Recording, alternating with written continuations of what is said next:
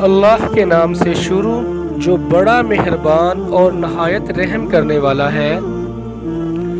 حدیث نبوی صلی اللہ علیہ وآلہ وسلم۔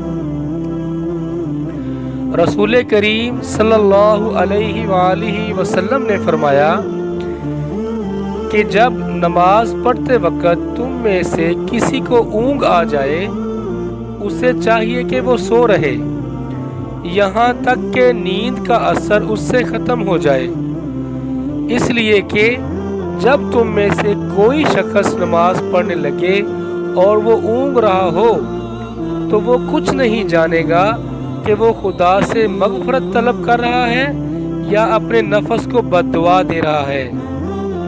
صحیح بخاری حدیث نمبر 212۔